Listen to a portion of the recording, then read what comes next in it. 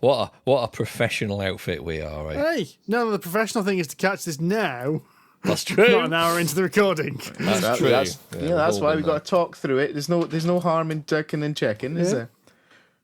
Hello, ladies and gentlemen, and welcome to the Polyhedron Cladicast episode. My watch is going off. What were you saying about professional, Andy? Take 4. Didn't even make it through the intro. Hello. I spy an Easter egg.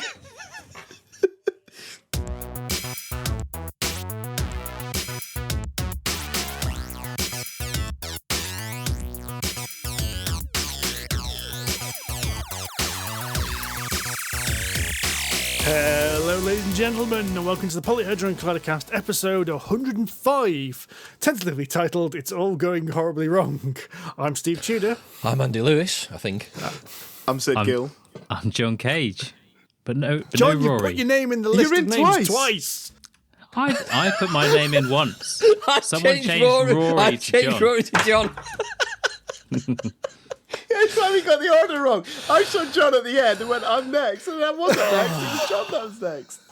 Oh, this is going off. I'm going to change that back now. To give the listener an insight to what's happened, that was take 5, I think, of the intro. Yes. And let's be fair, it still wasn't perfect. I mean, if we were perfectionists, we'd record it again. But you know what? You should have worked out by now that we're not.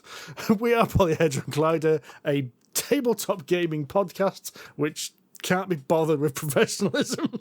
Hashtag ramshackle.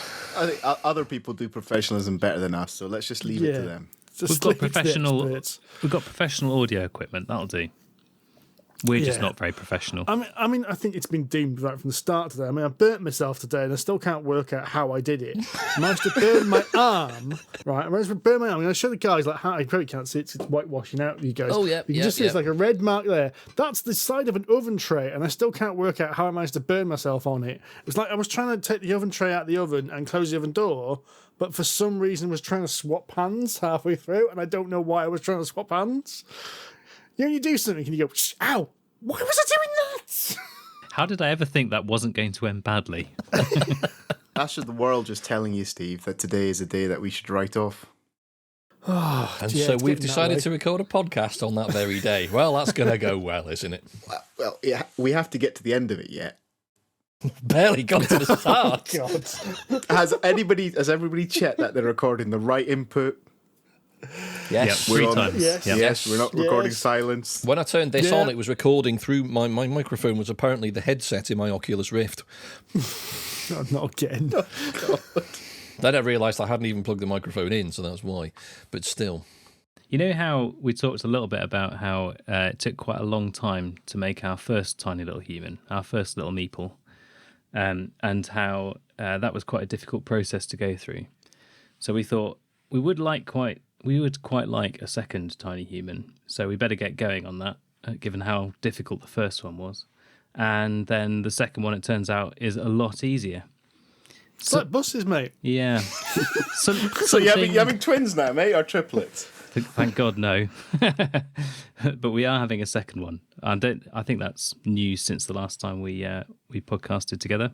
I believe it is. So we're going to have a little girl. Congratulations, mate. You said me mention that. I know 2 people that happened to. They said, "Oh, we'll just have a third kid." The third kid ended up being twins. So it ended up being a third and a fourth. Yeah, the first scan was fairly nervous making for lots of reasons, that being one of them, because lots of people had joked, I bet you're going to have twins. Oh. We just want one more little human, and that's plenty. Then we just stop right there, and we're all good. So yeah, it's all turned out nice again. And we've got one of each. So we've got the whole set. Matching set, yeah. Perfect. Wow. Well done.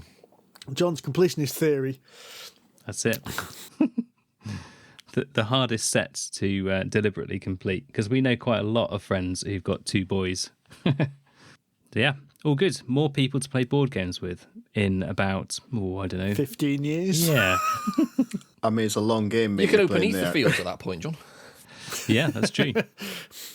Although you've been having some success with Rhino Superhero, haven't you, Sid? Oh, I'm loving it. He's having a great time with Rhino Superhero, and in fact, Dragon's Breath. Both Habba, lovely little Habba games. And I'll tell you what, Super Rhino. No, what's it called? I always get this wrong. Rhino Superhero. Rhino Hero Super Battle. That's it. Yes. There you go. I get the 4 words in the wrong order all the time. But no, I'm having quite a good bit of success with that, actually. Yeah. It is quite surprisingly fun. It's like the Echidna Shuffle. It's a lot more fun than it should be. Yeah, for an adult. It is a whole new element when you have 2 adults playing with the kids. It's almost games within games. Kids are playing against them like themselves, pretty much. So me and Andy played it with the wee man and Alora. Alora and the wee man were more or less playing each other. Me and Andy were having a kind of game on our own. That's in it. The corner here. Prick mode engaged. Very much enjoying it. So but I think a few more years, mate. You'll have Sammy into them. Yeah, be all right. We'll get there. A ways to go. I noticed a message, and it was actually put on our guild Board Game board. Guild, yes. Yes, it was. Someone actually made use of it, and that was Mr. Sheep again. And apparently he quotes Did an Andy by walking into a board gaming shop or hobby shop of one of our hobby shops to buy some Vallejo paint, as you do. The messages he bought want him to buy 1 tub of paint. One little sort of dropper tube of paint, the 70mm tubes that I've got hundreds of. And came out with half of Star Wars Legion as well. It sounds like a result to me. He's done well. I can't fault the man. But that is not doing an Andy. Andy goes into the shop with the express intent of buying half of Star Wars Legion. Nice. No, Andy goes in and buys all of Star Wars Legion. That's fair. Yes, exactly. Phil, you need to try harder. Andy would have kickstarted it as well at the same time. Hell yes. Speaking of and which, paid ridiculous amounts of shipping. Speaking of which, I was actually re-looking at Voidfall again today. Having backed it, dropped the pledge, I'm now looking at trying to back it again. Because it does look really good, and it is Big Davey T, and he seems to know what he's doing. So what put you off? Why did you drop it before? Well, I've got Twilight Imperium 3 and both of his expansions, obviously. And not played either of them, obviously. And I've got all of Eclipse, first edition, with all of its expansions, obviously. And I haven't played either of them for years. Not because I don't want to, just because, they're big games, they're long games, you need a fair few people around the table. Obviously, the pandemic's not helped. And I'm thinking, well, I've got 2 4X games already, and I don't really play those very often. What the hell's the point in buying a third? Now, I realise that doesn't usually stop me. But, the stars aligned, the moon was in the right orbit. Enough. It did stop me enough. I know. A moment of clarity. Maybe Andy's getting better. No. Nah. But I'm still on the edge because it does look pretty good. See, I am undecided, and I kind of... Your decision will influence my decision because I seriously didn't back it because you'd backed it, and I thought, when am I going to really play this when you're not there? Because pre-COVID, I might have done it, but like post-COVID, I'm like, when am I going to play it without Andy? Probably not very often, because he said it's probably one of those games that works best as a 4-player game anyway, or 4 or 5 or 6 or whatever it is, because that's what 4X games tend to do really well. I know. And then you backed out, and I went, ooh. Well, it's the same reason I haven't bought Star Wars Rebellion, because any person I'm going to play it with is you, and it's a 2-player game, so there's no point in me buying it, because you've got it. Yeah, exactly. The logic is sound. It is, but that, again, doesn't usually stop me, but we shall see. I am still looking at it, because it does look really, really good, but yeah, it's probably 150-something euros. That I just don't need to spend at this point in time. It depends where we go for the... Well, it depends if you do a full Andy, because there's like a deluxe pledge, which is like the full game with the Kickstarter, but then there's like another add-on for like plastic tokens. Metal tokens. Metal tokens, is it? Ooh. 30 How euros could you say on top. no? Well, the first time I didn't, I put the whole thing in, but now I say I backed out. So I'm still, if I'm going to do it, I'm going to go all the way. But I'm just, the thing is, with Lords of Ragnarok and the new Too Many Bones Kickstarters starting in about 3 or 4 weeks' time, they're all kind of hitting at the same time. I'm thinking, I shouldn't do all three because I'm definitely going to do at least 2 of them. Yeah, you're all right, mate. Don't worry. Somebody will sell one to you in a car park like they did Tainted Grail. All right, you'll be fine. Lies. Well, I got away with that. That was I got lucky with Tainted Grail. Yeah, you didn't get like something bad didn't happen to you in that car. I was going to say something very podcast unfriendly that Apple would have banned us for that, so I backed out of that. No, well, the thing is, I turned up in that car park and there was literally a guy standing by a dodgy red car wearing a full mask, like a proper like bandit. I'm going to rob the sheriff's office mask. What's happening here? But turns out he was very friendly and it was all above board. But yeah, it's fine. But no, I'm gonna back Ragnarok. I think because I don't need to. You've been going on about Ragnarok a lot more. You genuinely sound more excited for Ragnarok. Yes, and you're going to get too many bones because you're completionists. Yeah, exactly. And there's room in the trove chest, so I might as well fill it. But is there enough room, Andy? There is. What happens if that chest isn't big enough? Because then this is going to escalate. They'll and then you're going to have to buy another one. chest. Yeah, they'll sell you a new chest. No, they said that'll be half empty, and then there'll be another add-on which won't fit in that chest, and then it'll grow and grow and grow. But that's board gaming all over. Your entire board game collection is just too many bones. Yeah. Well, they did say when they made the trove chest that it will contain the space for the future expansions, and this is the third in the trilogy, as I said last time. So. That's it. You know this is a business, right? And they want you to buy more. So by accidentally making it not fit and then upgrading you to the next extra deluxe chest. Yeah, I'm well aware of how a business model works, mate, and I'm happy to ride that bus all the way to the terminus. Good for you, mate. At least you know what you are. I'm going in with eyes open. It's all good. I'm not going to be one of these people that complains after it's too much money, it should have fitted. No, shut up, go away. You know what you're getting into, you idiot. I do. This is a new Andy. This is like almost a grown-up, mature...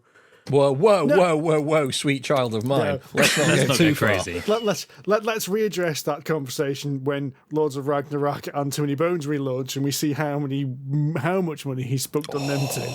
That's when the Too Many Bones one's probably going to be about 80 quid, so it's not going to be too much because it's going to be about the same size as slightly bigger, but similar size to I don't the second think so. one.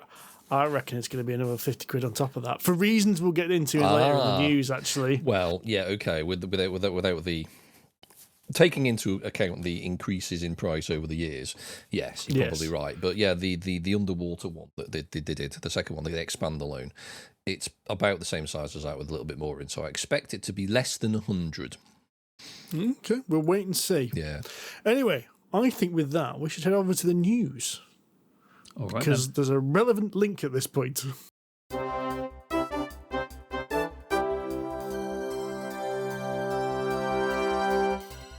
Bad news, folks. Oh. Asmodee have announced that prices will be going up from 1st November. Ooh. And it's rather eye-watering. So that's not what you've got written there, Steve. No, it's not. There's another Apple unfriendly word there. Yes. So generally, this seems to. There's an official announcement that basically Asmodee have said this is going to happen, but then on a forum I saw a couple of retailers kind of explain it a bit more to how it's actually going to affect us. And the kind of general gist seems to be that most games are going to be going up in price by about 10 to 15%, whereas miniatures and miniature-based games are going to be going up around about 20%.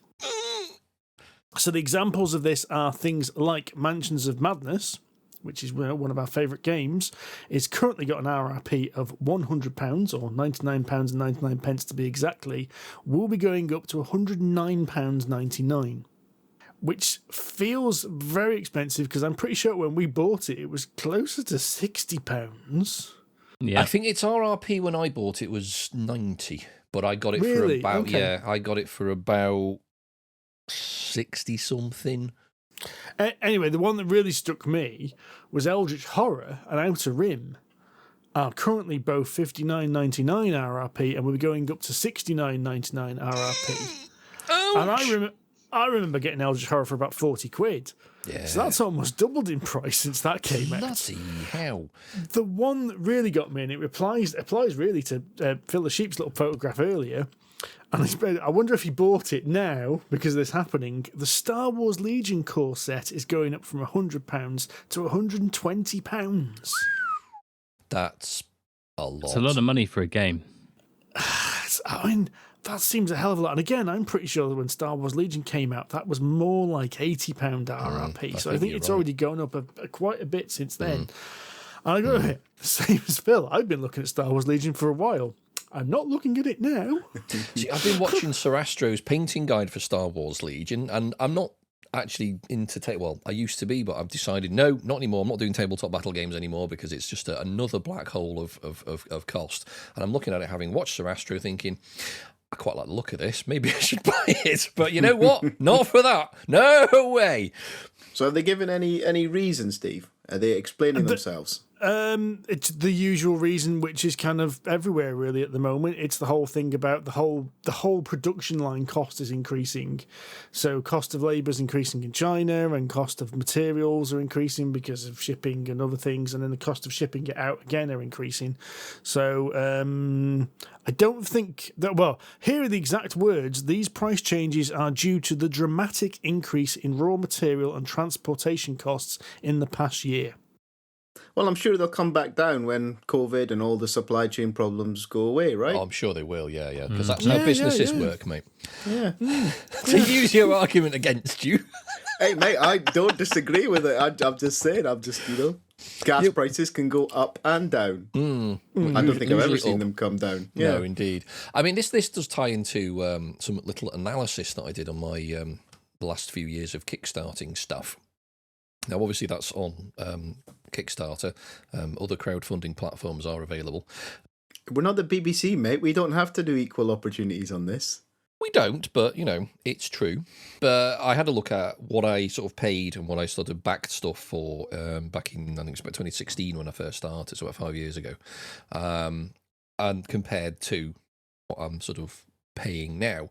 Now, this is an average over the time. So it takes into account expansions, really big games like, you know, Nemesis and stuff, and also the smaller stuff that's like 15, 20 quid. So hopefully over the average, it kind of smears all that together to make sure that this is a rough board game price. And they were about £50 when I started backing them about 5 years ago, which sounds about right. You know, even off the shelf stuff was about that cost, you know, £40, £50 for a game. Now it's, depending on what kind of trend line I put on there, it's about 75, 80 quid average for taking into account. So it seems to be roughly in line with all of this. So shit's getting pricey. Is that because they've gone up in price, or is it because your disorder's gotten more serious? Well, I'd like to think the average has actually kind of smeared all of that together, John, because this does take into account the really pricey games, the bigger ones like Awakened Realms, and also the smaller ones. So some of the stuff I do back is only like 20 quid. So I would like to think it takes all of that into account, because not everything I back costs 300 quid. Just a lot of them do. No, actually, there's only about 3. Oh, see, I jest, but I think you're right. I think there has obviously been a general increase in the cost of parts and supply and demand and stuff. There is there has been an pandemic, whatever you want to call it, going on, global epidemic going on. So that pandemic, has affected things. Pandemic. Yeah, I know, but you can't. It's not a global pandemic like they call it, is it? It's an epidemic. It's either a global epidemic or it's a pandemic. Can't be both. Yes, it is. That's exactly what a pandemic is. Pan being all. Yeah, so you can't have a global pandemic, can you? Exactly, no, that's a redundant term. All pandemic. That's like people saying pin number. It really pisses me off. It's just a pin. We're going down the wrong rabbit hole. This is cuttable shit. So when I say I can't use my ATM machine, that's it. You can shut up. You can know, you fucking idiot. Right, compact disc. CMON has announced they have acquired the award-winning RPG studio Two Little Mice.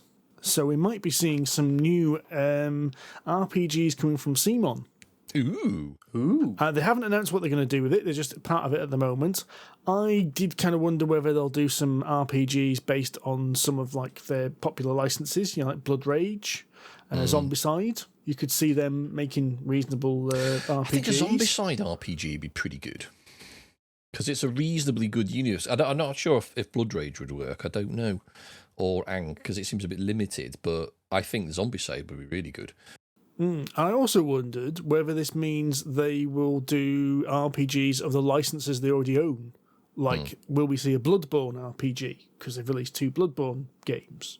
Interesting. And things like that. Aren't they're releasing He-Man as well, aren't they, in the US? The Kickstarter for He-Man in the US is just finished, I think. Or close to finishing, yes. So, yeah. But I've not even looked at that. It's for the best. Because we can't buy it. Yeah, we can't buy it. So we get the shit one, aren't we?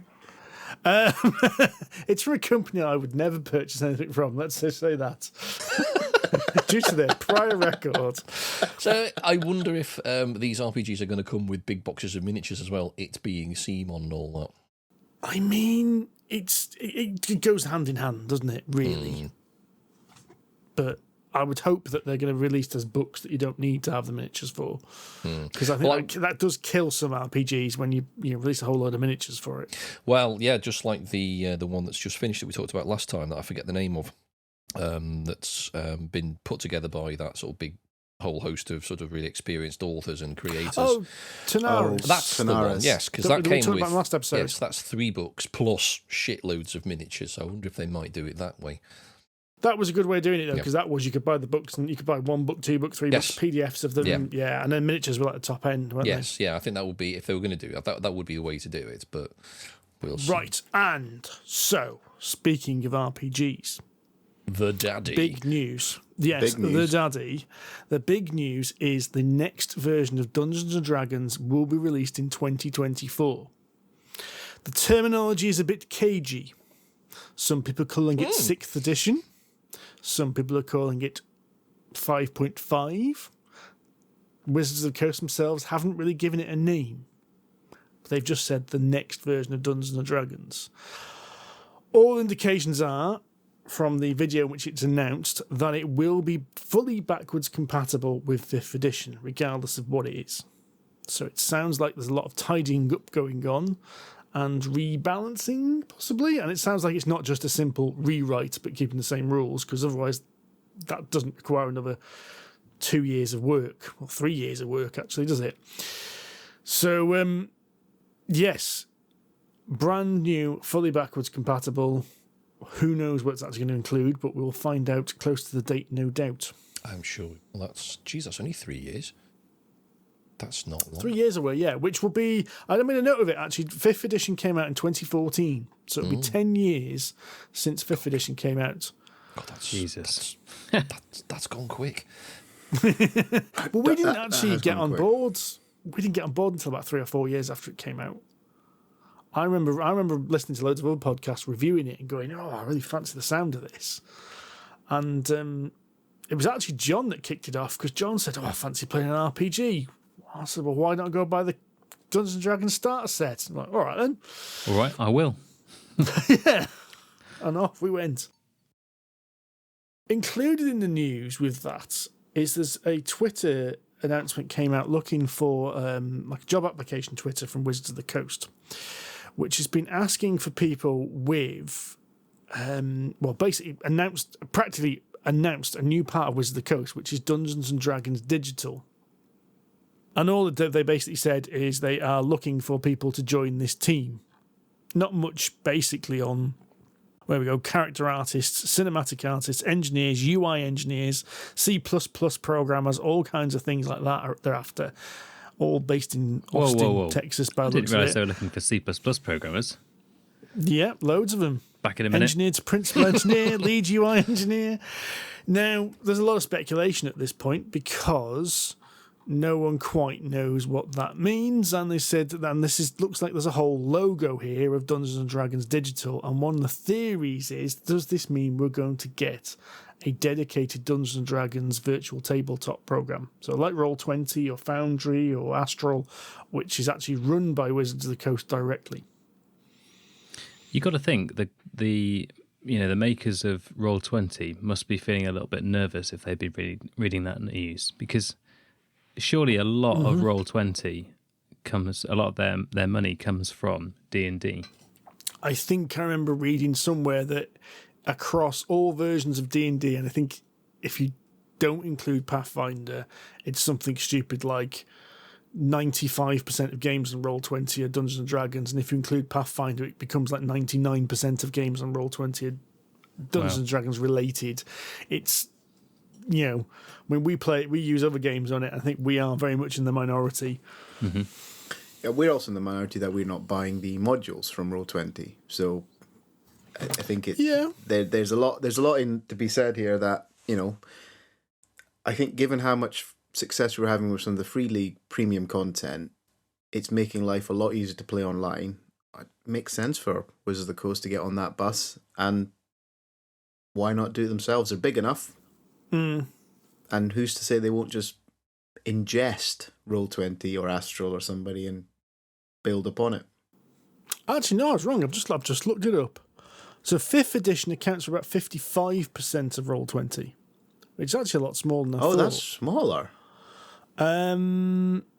But basically, if you take most like other things, you've also got like 4% for Pathfinder, 2% for Pathfinder 2nd edition, 1% playing Dungeons and Dragons 3.5. So it's actually a lot smaller than I thought. That's still 50% of their revenue, though. Yes.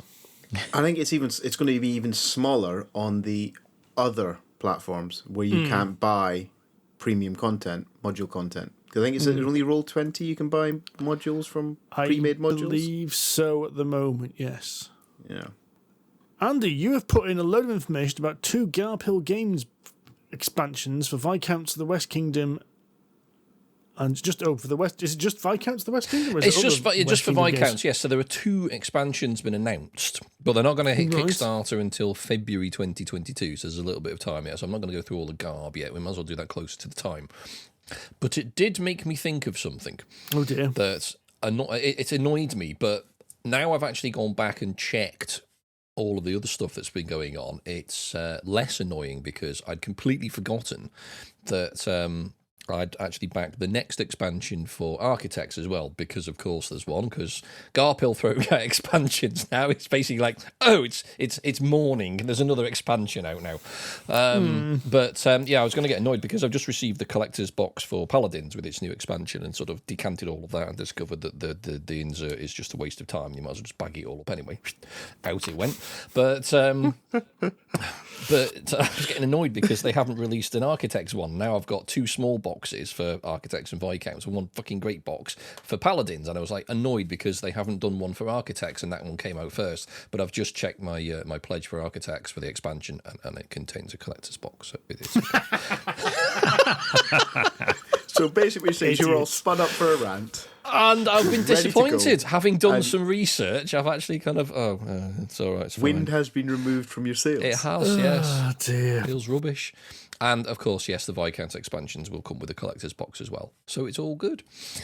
It's all good. Right, then. That's just in line with what today is doing to us, I think. Let's be honest with it. So. Right, then. Let's talk about some games. Yeah. All right, then.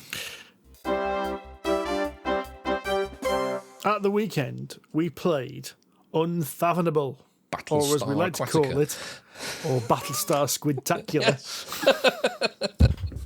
We did indeed, yes. The new, it's not a re-release, it's a reskinning of the original Battlestar Galactica game, which was released, we think, around 2005-ish. Battlestar Galactica, the board game, was released in 2008. 2008, wow. So it is... Do some maths in my head. 13 years old. 13 years old. There you go. That's a long time. That's older than I thought it was, actually. Yes. I thought it was newer than that. Yeah. But it has had 3 expansions, so they've obviously extended its life. But it went out of print a fair few years ago now.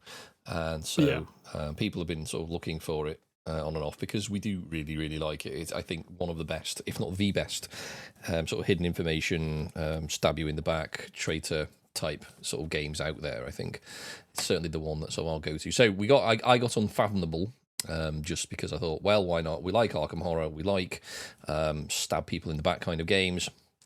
Let's see what it's like, and let's see if there is actually any difference between it and Battlestar.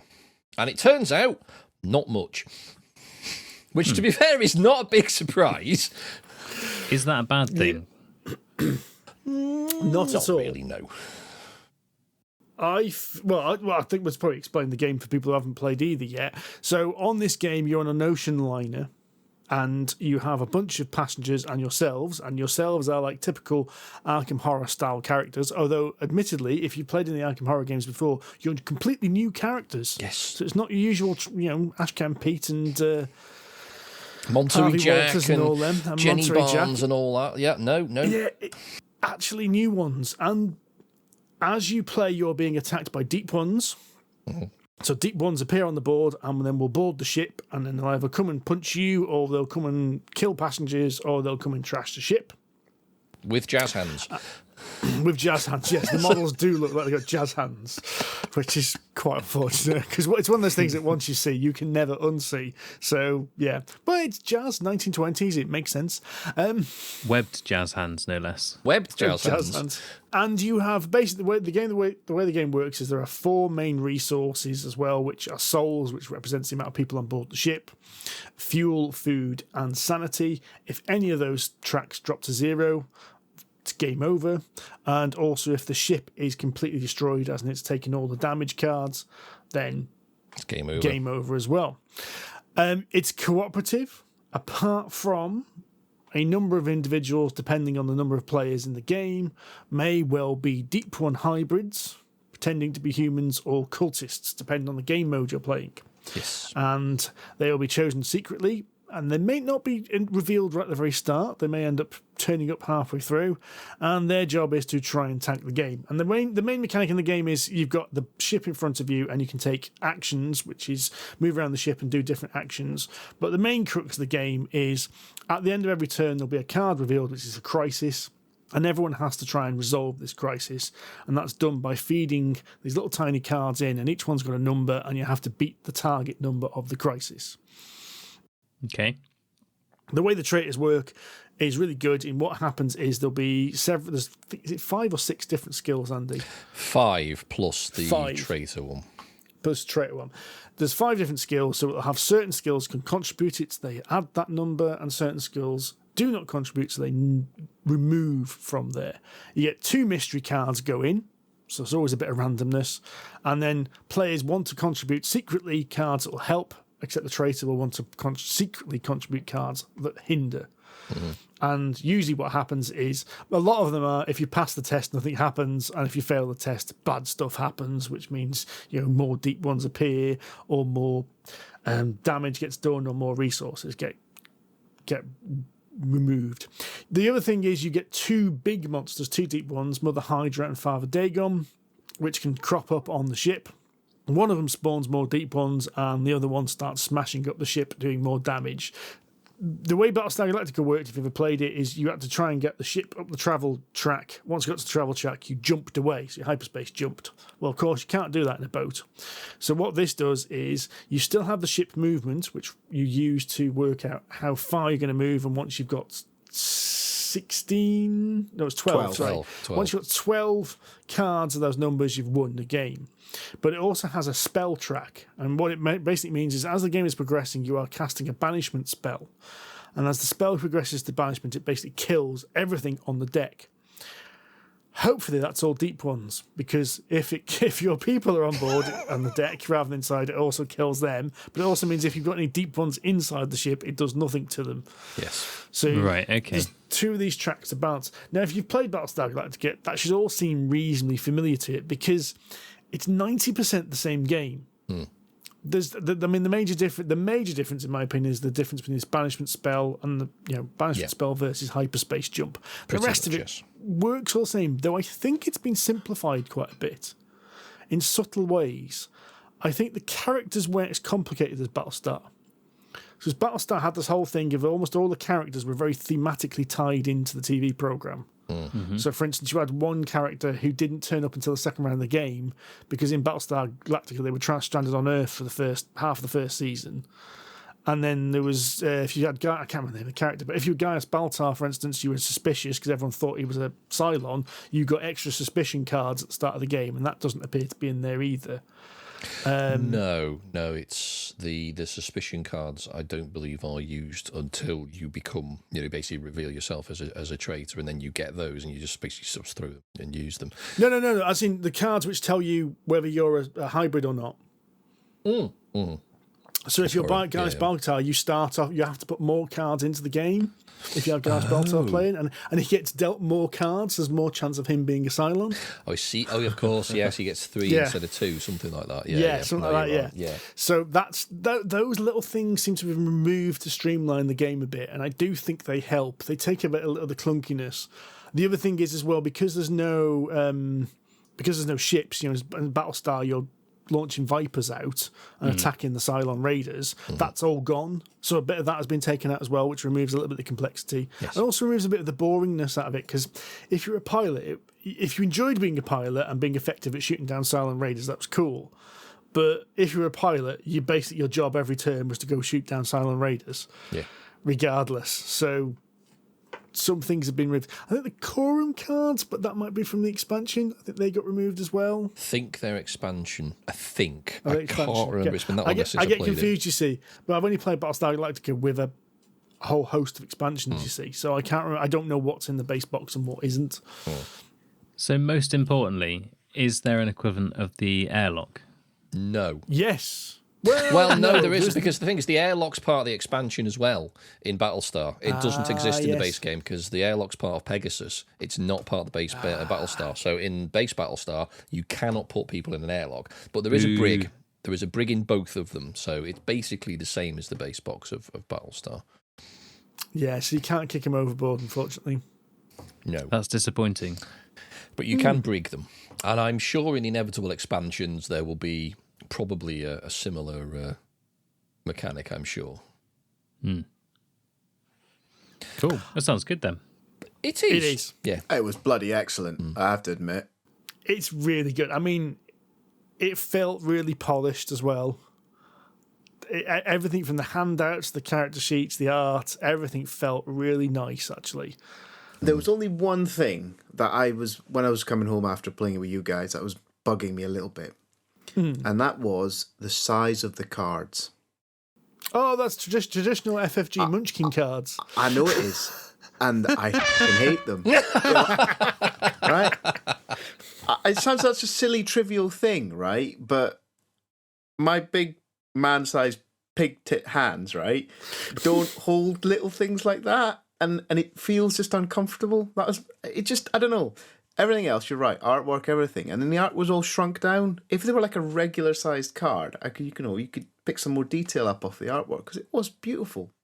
I just didn't like. I don't like the Munchkin cards. That's a weird one, because they were little sized cards in the original. In fact, like those little sized cards that had just like an explanation on them. Well, in Battlestar Galactica, they had a screenshot from the TV program on them as well.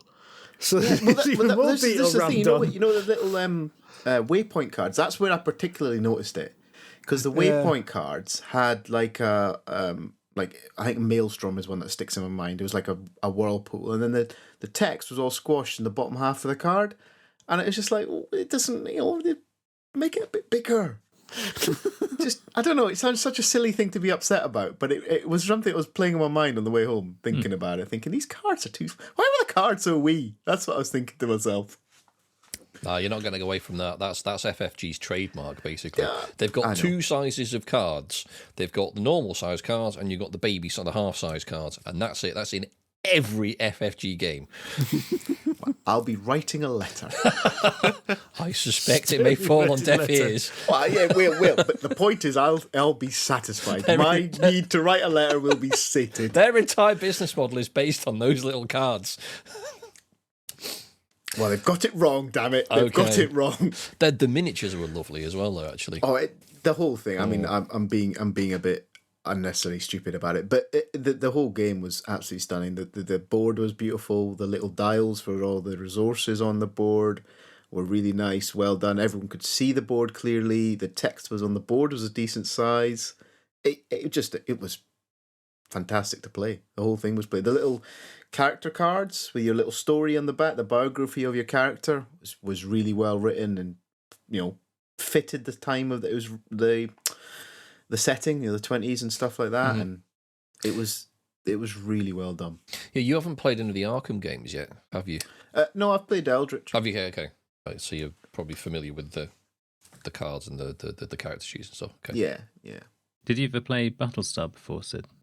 No, I haven't played Battlestar. Be interesting to see what you think of that when you play that and compare the two. Well, this is the thing now. See, I don't know. You see, do you need to play Battlestar? Because it's the same game. It really is. It'd only be it'd only be for the theme now, I think, Steve, if I'm honest.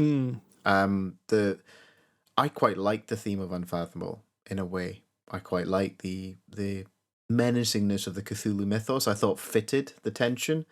Whereas Battlestar, I guess it's got the tension that, you know, the what are they called? Base stars are going to arrive and things like that. There's going to be something happening, but I just like the deep ones and the Father Dagon and stuff like that. I thought it was really nicely played and it fitted the theme, and the whole 20s feel of the game was really nice. It's a kind of game, right? I can see a bunch of folk get dressed up for a murder mystery in the 20s. I can see folk turning up to play Unfathomable dressed up in 20s clobber, you know, drinking whiskey and stuff like that. It would just fit that game beautifully, and it would really immerse you in that feel of that game. Whereas Battlestar, where you're going to turn up dressed in a jumpsuit, it's just not quite the same, if you see what I mean. You know what I mean? So I don't know. Nods it. You said Battlestar that my character had a pet dog called Starbuck. Yes, that was cool. That was cool. So it is a worthy, I'm not going to say successor, but you know what I mean? It is a successor because Battlestar Galactica, as it is now, is never going to come out because of the re-come out, because the license is probably gone now.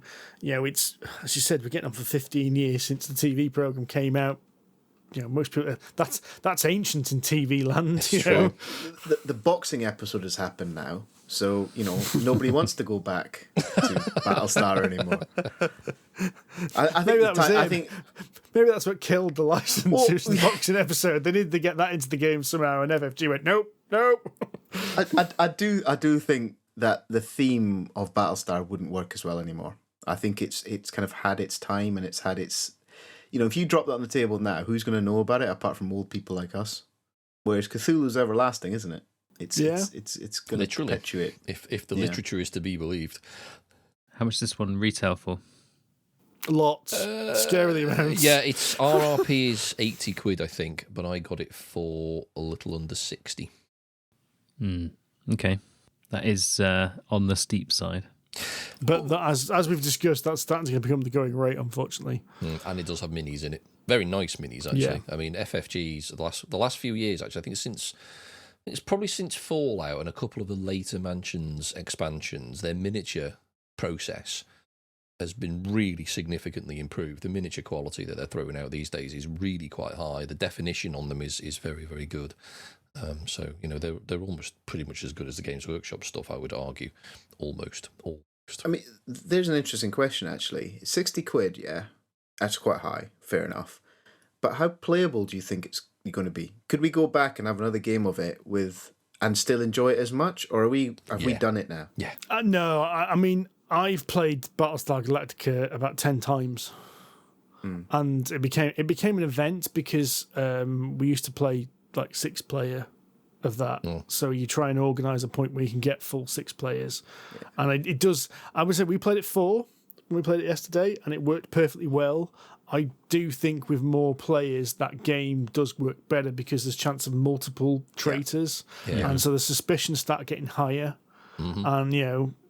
See, if you start looking at it that way, let's say it's you get 6 plays out of it. 10 quid a play. It's not that much. I mean, the problem is trying to use that argument at the moment. You have to apply that to every single game we mention, which becomes a bit of a problem. That's true. Because this is why I don't usually mention the price of a game on here, because that's something you have to make up yourself, and I can't say that. I mean, if I applied that to something like Gloomhaven. Yeah, it's 120 quid, but I've played that 20 times, so I've already that's already reduced the cost of that kind of thing. But there's other games where I've paid over 100 quid and played once, or not at all.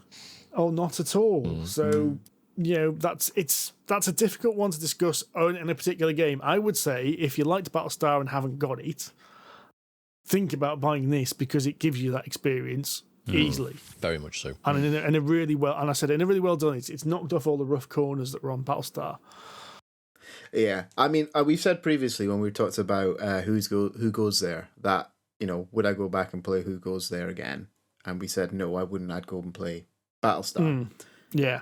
Having now played Unfathomable, I don't feel the same pull towards Battlestar that I did after we talked about it last time.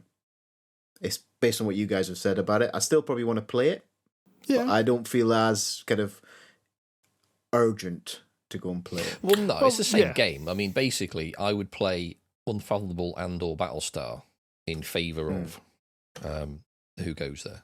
I would completely understand. I understand now when you guys said that, what you meant. Unfathomable is to me a far superior game. It just felt better. It played better. I got it was just better, I thought. Cool. So you wouldn't feel hard done by if you bought this game? You wouldn't feel that was overpriced for what you got for the experience? The only thing that I'd feel hard done by is finding enough people to play it with. Yeah, okay. I think that'd be my difficulty for. Yeah, because it being a traitor game, you need a good number. Yeah, and it's a longer game as well. Yes, it is. It took us 3 hours, I think, didn't it? Yeah, you're looking at 3 to 4 hours, really. Yeah, and I would recommend you need at least 4 players, ideally 5 or 6. Which was true of Battlestar as well.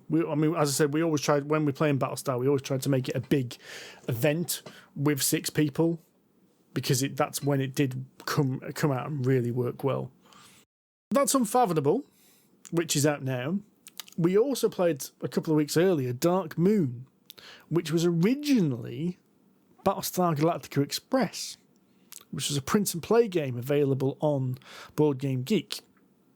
But someone took the game and actually produced it, but of course couldn't get the Battlestar Galactica license and made their own, which is basically people trapped on a moon base with a traitor trying to kill everyone. And you have shields which protect you from the environment. You have medical bay which protects you all from dying. And then you have all kinds of systems in the base to keep you going. And what this game does is it gives you a pool of dice. And it is... If you compare it directly to Battlestar / Unfathomable, you can see the parallels. So what happens is you take an action on your turn, which is either repair one of the systems or try and progress the solution to the puzzle, which is the end of the game. You do that by rolling dice, and if you get certain numbers on those dice, something happens and you fix it. And then every round you pick up an event. And again, players contribute to that event. But the way they do this is they roll some dice behind a screen and then submit dice publicly to the solution of the problem. And because it's behind the screen, those people go, "Oh, I've got a +2, that's good. Oh, I'm very sorry, I've got a -1. Oh, but I can keep going. I've got another -1. Oh, but I can keep going. Now I've got a -2. Maybe I should stop there." Yeah, maybe you should. And that goes around the table, and as I said, it's very, very similar. The whole idea, though, is that this is a much quicker game, so it should be able to play in an hour as opposed to the 2 hours that Battlestar Galactica gets played in. Lies. Well, no, it took us longer last time because we played it without... It was our first game of playing it. I bought this a couple of years ago at a games convention secondhand, and I'd read the rules but not fully understood them, and that rule book is bloody awful. Mm-hmm. To the point where I feel as if I'm going to have to rewrite it and make my own Word document to print out and stick inside the box so that I know. Well, it needs a reference sheet because that rule. I mean, the rule book has the end conditions, the win conditions for the baddies buried in the text somewhere rather than leave it at the front or the back of the book. Yes, yeah, that's true. Schoolboy error. So yeah, I mean that was like one thing, and a lot of it was like, well, hang on, when does this come into effect? Oh, it comes into effect now, kind of thing. But it's a very, very similar style game, and the same level of kind of like, hang on, are you screwing this over because you can't help us, or because you're doing it on purpose? Mm-hmm. Element to it. I also think it's a little bit harder because we lost completely without the traitors having to actually do anything, but that's besides the point. That's true, yes, that's very true. I think that was, I mean, I was a traitor in that one. And what I found was, because the rules were so weird and didn't really got our head around it, I couldn't see a way to do traitory stuff. Right. Because that was when you got loads of extra options for being a traitor. But I think I had the same problem that you had on yesterday with Unfathomable. Oh, yeah. Which, if you're a traitor, I just want to have a look at the traitor card. Well, I can't go and ask to look at the traitor card, because as soon as I do that, they know I'm a traitor. So it was kind of like, it kind of almost felt like I needed more information before playing that game. Yes. No, we did go into that a bit too cold, I think. We need to play that again. Definitely. No. I mean, the thing was, I want to play it again. I did enjoy it. It showed promise, a lot of promise, actually. And it was a lot quicker than Unfathomable. So although we say it took us a bit longer, it still only took us an hour and a half or so. And that was 5 of us. Now, I think the issue with using dice, though, is that you get to the problem you've just essentially touched on, Steve, is because obviously you can't predict dice rolls, whereas in a hand of cards, you know exactly what you've got, and you can be deliberately a douchebag or not. With a dice roll, you don't know what you're going to get, and you might end up with a bunch of negatives, and you might genuinely be, not a traitor, and therefore you are compelled to screw things up, which is... But that's the point of the game, isn't it? The point of the game is you can be a good person and screw it up, and so everyone thinks you're a baddie, when in fact you're not. That's the whole purpose of it. I know. I just think because that makes it extra hard.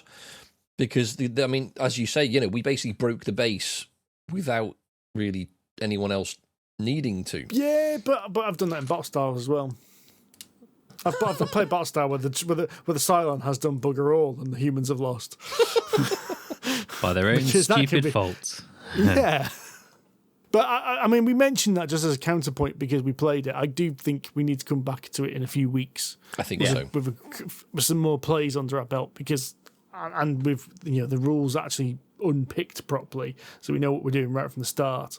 Very much so. Because no one did anything to actually advance the game in that one. We were all just fighting against the current crisis rather than actually trying to get to the end of the game. So you could argue we were all being villains there. Mm-hmm. So... that was Dark Moon. We'll probably come back to that in the future at some point. To finish the day off on, God, it was yesterday, wasn't it? Sunday, after Unfathomable, we had about an hour and a half or so to fill the afternoon. So I decided, right, we can play a inverted commas quick Martin Wallace game. And I thought, right, London. So Laura and I really both like London because it's a fairly straightforward game just based on cards. And I thought, right, we can play this because we've not played it as a 4-player. Let's go through it. It should be fairly straightforward. And it has been actually quite a while since I played London. So I forgot all the bloody rules, which did not help. But essentially in London, you are a business person. And you are essentially building up part of London by buying areas of the city, Westminster, Highgate, whatever, and also building up sort of small businesses, your little sort of part of the city by playing cards, which will get you money in order to buy other things, and prestige points, so victory points, basically. But in doing so, the more stuff you build, the more stuff that you create, you generate poverty. So basically, you are literally building on the backs of the poor. So this game is sort of set in the sort of the 19th century, that kind of sort of Edwardian, Victorian sort of period. It's earlier than that, isn't it? It might be. Or is it? No, because there's undergrounds and boats and things. No, I think it was definitely a Victorian. There's definitely a Victorian feel about it. Okay, I thought it was 3 ages. So I thought it was like Regency, Edwardian, then Victorian. Because you started off with things like the East India Company and the well be. West Indian slave trade. So yeah, that's a good point. It might well be. I may be wrong. Because it was 3 colours of cards, and I thought 3 colours of cards were the 3 ages. No. You still get the 3 colours in ABC. The ABC. It was ABC, wasn't it? Yeah. It's possible that might be the case. But basically, yes. So the further through the game you get, the more sort of complicated the cards get, and the more valuable they get towards the end of the game. And the idea is that in typical Martin Wallace style, you sort of play a card to play a card, or play a card to do an action. In this case, you play a card to build a shop or a facility. And you can build any number of these things you like, provided you've got the cards to do so, and you build them in these sort of stacks of cards. So eventually, as you go through the game, these stacks get deeper. And at whatever point you want at the end of your turn, you can do what's called running your city. So essentially, you basically enact all of the abilities of all of these cards. Now, most run of them your essentially... engine, basically. Essentially run your engine, John, yes, Yeah. that's right. But it's a very limited engine because your engine will essentially flip over and can't be run again, or at least the same parts of it can't be run again. You then build on top of the old engine and then rerun it again with different components, if you think about it that way. Okay. So, Well, I'll come to that in a minute, but yes. yeah. Some cards can stay put, but it very depends on what you play and when. But ultimately, once you've played it, you turn it over and then you build on top of it again, and so on and so forth. Now, you can have as many of these stacks as you like, but the more stacks you have, the more poverty you will generate. But of course, if you don't have enough stacks, you won't generate enough resources for you to be able to sort of buy stuff in the future. So there's this nice little balance of putting a few stacks down, but not having too much, because at the end of the game, the more poverty you have, the worse you will do. Okay. Understandably. The idea is that it's like running away from a bear. As long as you don't have more poverty than somebody else, you're okay. Or at least you're comparatively better off. You're less less to be screwed eaten. up. Yeah. So yeah, but what it does is basically whoever has the least poverty, everyone reduces that much poverty from what the stack, and then everyone else gets a negative value points based on how much poverty they've got left. Yes. So whoever has the least poverty gets no negative points. Then everyone else will get poverty depending on how negative points, depending on how much poverty they had left over after that point. Yes. Okay, I think I see. Yeah. So it's essentially a very limited resource management game, economic game, where you have money, you buy these things that some of them reduce poverty, some of them get you money, some of them just get you points, some of them get you both, and it's up to you to kind of manage all of this. Now you take cards from a common market as well, or the deck, so you can pick up cards that other players have discarded. So you get to this nice, fantastic. I mean, Steve did it a couple of times, going, well, I know if I play this, if I discard this card to build this building, Andy's going to pick that card up, and I really don't want him to have it, so I'm going to keep it, but that screws me. So there's this sort of nice interaction, and you get also paupers of the poor people, and they can just essentially clog up your hand because you can't really discard them very easily. Or you can do what Steve did and ship them off to India. But by running his town, running the East India Company, basically discarding a card, which is thematically what we thought is basically shipping them off to another country. Nice, caring Steve. I did the East and West. I did it with the West Indies and the East true. Indies. And just to add insult to injury, you got coins for doing that. That's true. He got paid a lot of money for doing that. So, yes, there's some interesting theme going on there. But yeah, ultimately, it is basically by association, though, wasn't it? It was. Maybe, but it's very close to. Yes. Yeah. The game does not directly say you do that. It's just Steve's interpretation of that. So yeah, and that's basically it. So at the end of the game, obviously the most points wins, and you build your little empire up over a series of ages, I suppose, rounds. You can run your city as many times as you like, but the more times you do so, the more poverty you'll get. So you don't want to do it too often. So again, there's a nice balance of building up, getting enough resources to tide you over for a bit, against earning too much poverty, which will screw you at the end of the game. Makes sense. I appreciate that I probably need to play this game again, but I have issues with it. Do tell. And I wonder whether these issues will go on when I know the game better. Mm-hmm. Number one, it's not an engine builder. No, it's not. You referenced engine building. It's not an engine builder because you're not running an engine, because this thing never keeps on going. It's you run it once and that's it. Everything's gone.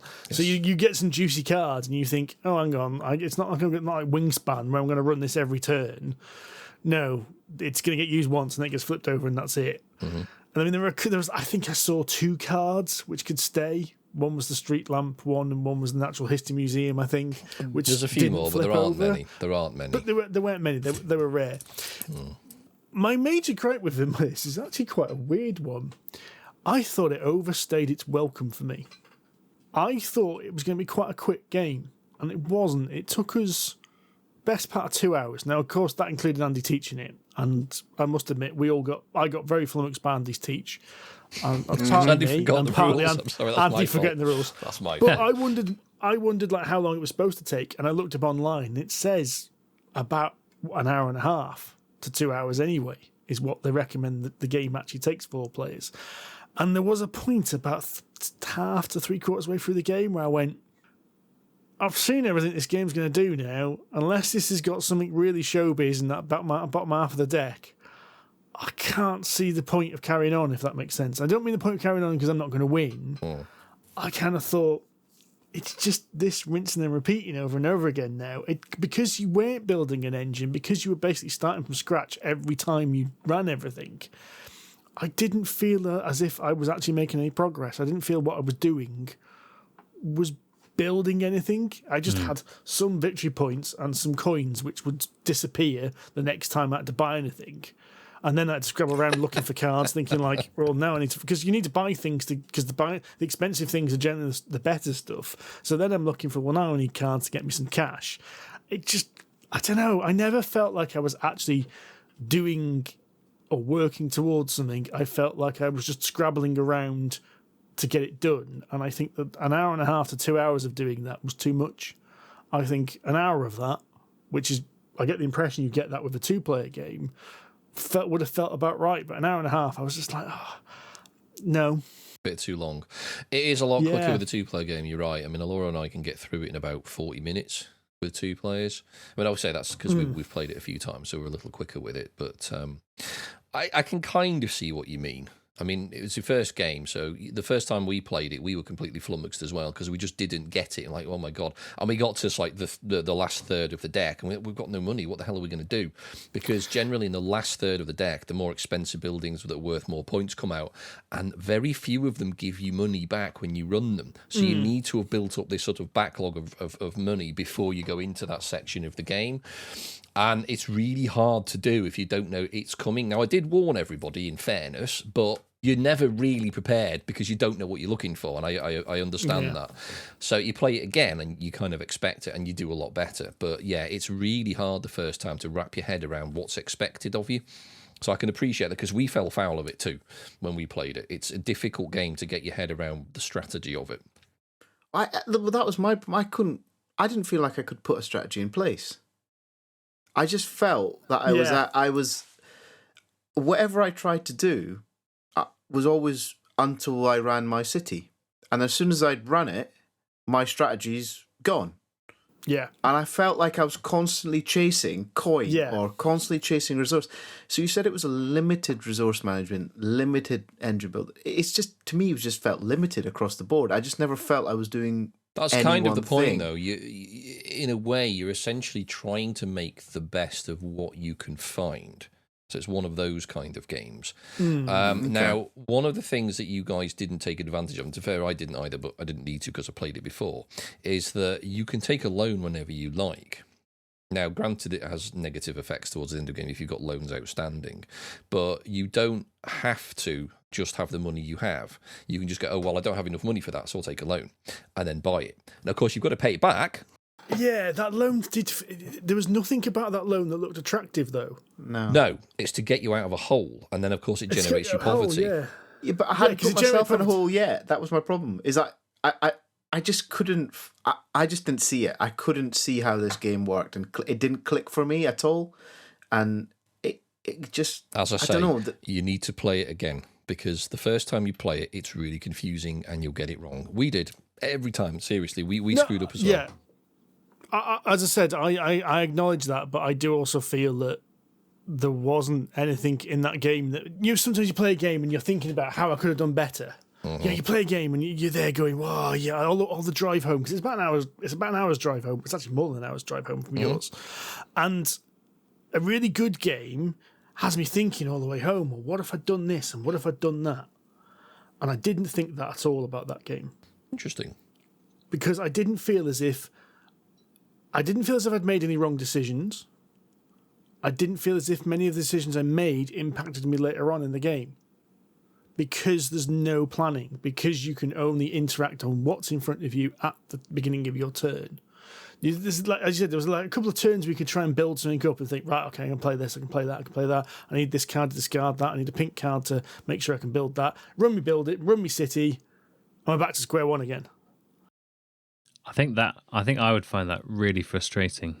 I love a good engine. I think you would have flipped the table, mate. Yeah, I love a good engine building game, but if you just reset back to zero... But it's no engine. It's not an engine building game, that's the thing. Yeah. But I'm just saying that I think if you were trying to collect enough stuff that you could run it and then it just gets reset, so you're back to the beginning and a brand new strategy, I think I'd find that frustrating. I think you're not, I think because when you run it, you're supposed to be setting yourself up for the next set of things that you get. That's the point. If you notice the way I played it, I always had money. I always had stuff to do. Yeah, but that's all you can do, though. That's the thing. All you can do is build something to get more money and reduce your poverty. Yes, that's it. It is. Well, that's it. Yeah, exactly. So that was my problem with it. It was just...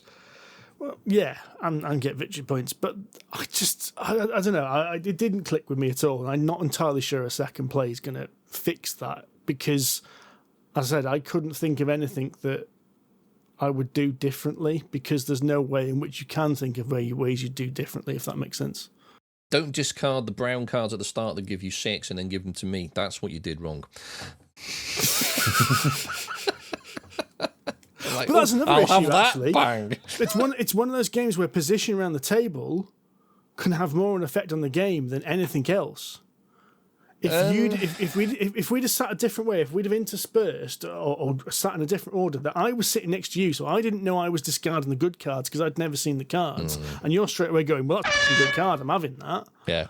That's fair. Whereas if you and Allura were the other way around, I think that would have been a completely different game because Allura would have been a bit like, well, I know this is a good card, I'm not giving this to Andy. Fair. Which is another thing, which is a bit kind of like, well, that's something that the position of who's sitting where now affects how well this game plays. Only because you didn't know what you were doing. If you know what you were doing, then it wouldn't matter because everyone would be on the same par. Yeah, maybe. Well, that's an interesting philosophical question, though, isn't it? If you have to enjoy it by having more goals of it.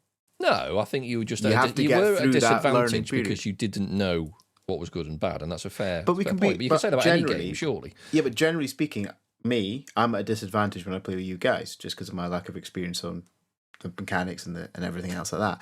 But that doesn't make me not enjoy a game. True. This one, I didn't feel like I enjoyed. Now, that's the big difference. That's the first game I've really played with you guys collectively in the last year or so where I've felt, I don't really... if I never play that again, am I going to be feeling bad about myself? No. Fair enough. I just didn't get it. I didn't get it just didn't give me the fun. Fair enough. It only cost me 16 quid, so I thought it was worth it. Well, I was about to say, Mr. Cage, you were interested in board game prices earlier. This is by Osprey Games, and Osprey Games are typically rather cheap. And in fact, it's currently available on Amazon for £20. There you go. Okay. So that's your low end of the board game cost. Osprey Games are usually very low in price, actually. Yes, but pretty decent quality. So it's the same people who did Mr. Norrell and Doctor Strange or whatever it was. I mean, the quality of the game was good. I mean, card stock was good. The board was decent quality. You had all the cards weren't tiny thingies.